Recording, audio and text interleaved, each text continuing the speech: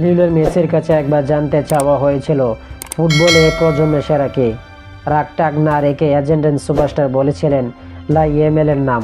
Spanish এই সেন্সরকে ইতিমধ্যে মেসির সঙ্গে তুলনা করা হয়। বিষয়টি ভালো লাগে ইয়েমেলের, তবে এমনটি মানতে রাজি নন লাইয়েমেল।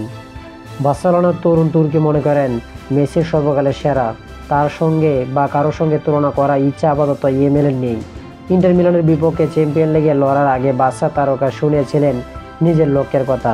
ইয়েমাল বলেছেন, আমি তার সঙ্গে নিজেকে তুলনা করছি না, কারণ আমি কারোর সঙ্গে নিজেকে তুলনা করি না, আর মেসির সঙ্গে তো প্রশ্নই আসে না। প্রত্যেকেই প্রতিদিন নিজেদের উন্নতির চিন্তা করি, আগামী দিন কীভাবে আরও খেলা যায় সেই চিন্তা করি।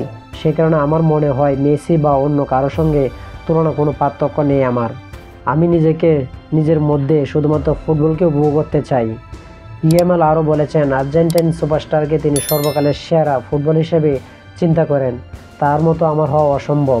আমি অবশ্যই তার প্রশংসা করি, তার খেলা ভালোবাসি। ইতিহাসের সেরা খেলোয়াড় হিসেবে তাকে পছন্দ না করে উপায় নেই, কিন্তু তার সাথে নিজেকে তুলনা করা আমার সবচেয়ে বড় বোকামি। তিনি একজন ভালো ফরম্যাটের প্লেয়ার, তার ইতিহাসও স্মরণীয় হয়ে থাকবেন। তো আশা করি আপনারা সকলে বুঝতে পারছেন। যারা টি স্পোর্ট গ্যালারি চ্যানেলটির পাশে নেই, সবাই স্পোর্ট গ্যালারি চ্যানেলটির পাশে থাকবেন। ভিডিওটা ভালো লাগলে লাইক এন্ড শেয়ার কমেন্ট করবেন। ধন্যবাদ সকলকে।